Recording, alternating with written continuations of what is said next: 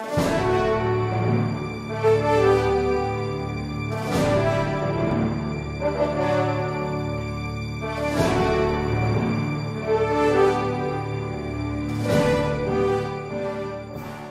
is not the answer. It is not the rejoinder that determines the existence of an impeachable offense, Your Honor. Now, secondly, Your Honor, if we examine the jurisprudence on the point, it is not a question of insufficiency of allegation. We do not agree. We take issue with them that it is only a case of insufficient allegation, because the doctrine on the point in the case of Marcelo versus Sandigan Bayan, our Honorable Supreme Court stated that every pleading should contain in a methodical and logical form a plain, concise, and direct statement on the ultimate fact on which the party pleading relies for his claim of defense. Sinabi ninyo, ninakaw. Paano pininakaw? Hindi ba yun a conclusion of fact? That's not a statement of fact. Sinabi mo, magnanakaw si Chief Justice Corona. Is that a statement of fact? That is a conclusion of fact. But what is the basis? That is precisely what was omitted in this particular impeachment complaint, Your Honor. Hence, the situation is as though there is no correct allegation. Now, going further, the Honorable Supreme Court, this is jurisprudence. This is not Justice Cuevas speaking, Your Honor. This is the Supreme Court speaking. In view of the absence of specific averments in the republic's complaint, the same is defective, for it presents no basis upon which the court should act, or for the defendant to meet with an intelligent answer. The complaint, to stress, did not present very documents claimed to be the source of the information. Here, totally bankrupt of anything, Your Honor. It is a brazen and general allegation subjecting the respondent to the whims and caprices of the complainant in this case. I hate to say this, Your Honor. I'm only emphasizing a point, and I owe the prosecution an apology if I went this far, Your Honor, but merely to emphasize and clarify the point I have raised before this honorable tribunal. Thank you, Your Honor. Yeah, just a short rejoinder, Mr. President. The counsel for the defense has been arguing and using the rules and pleading under the rules of court again. We submit, Your Honors, that the rules of court, as far as pleadings are concerned, is not applicable in this impeachment tribunal. It is very, very clear, and I would like to stress and point it out, that under Resolution 39, which is the impeachment rules and trials by the Senate, and Section 6 of that provides that the rules of court suppletorily applies whenever applicable, but only on matters of evidence and not pleadings. In fact, what should be applied here are jurisprudence, Your Honors, and it is very clear that pleadings must be liberally construed so that the litigants can have ample opportunity to prove their claims, as was held in the Cometa versus CA 1999 case, and a long line of cases decided by the Supreme Court. Your Honors, the defense filed a motion to dismiss at the beginning of this trial with respect to verification. They never filed, no filing of any motion to dismiss with respect to the allegation of ill-gotten wealth.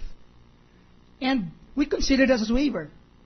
Waiver in the sense that the respondent understood what is ill-gotten wealth.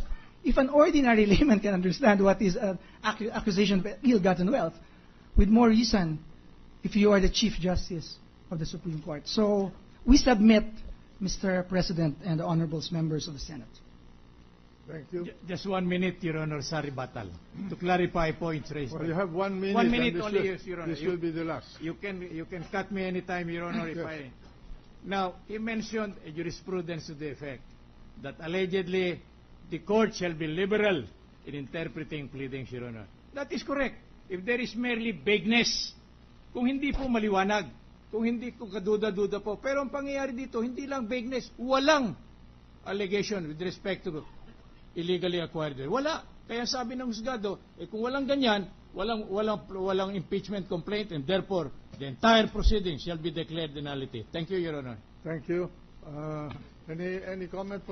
The lady senator from Iloilo. Mr. President, may I beg, please, that I should be called the lady senator, because it sounds to me like the baby senator. The gentle woman senator from Iloilo. Opo. The rules of court, we do not need jurisprudence by the Supreme Court on whether we should be liberal or highly technical or very strict in applying the rules of court. The rules of court itself, in the general principles, contrary to allegation by prosecution counsel that there is a case from the Supreme Court so ruling, that is not even necessary. The rules of court itself provides these rules shall be liberally construed so that we can achieve justice that is just, speedy, and inexpensive. So that answers the question. If there is a doubt, admit the evidence. That is what the people ruled after the Estrada impeachment trial.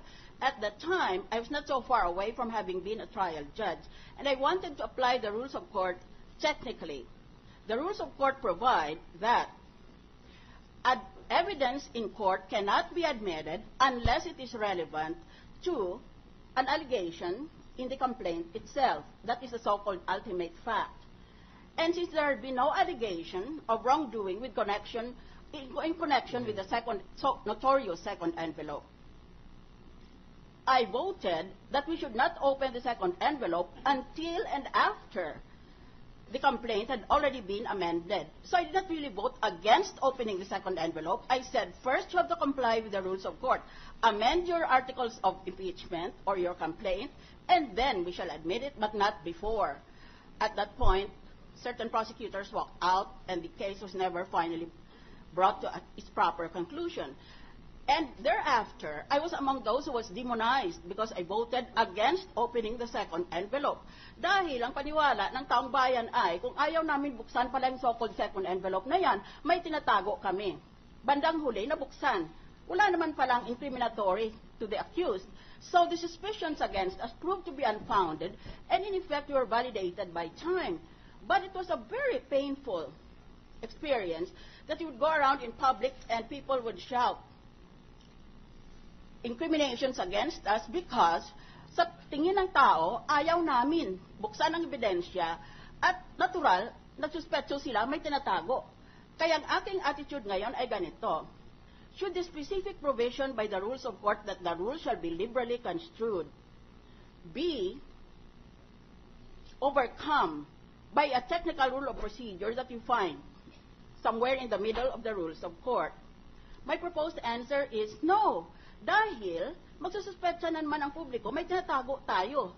The main reason why there is a rule of this nature is because you have to give due notice to the other party of what you are charging him. Eh kung bigla ka na nga lang magdala-dala ng ebidensya na hindi niya alam, ipresenta mo pala na konektado doon sa iyong complaint, di wala nga siya namang panahon maghanda ng kanyang pagtanggol sa sarili niya. He will not have the time.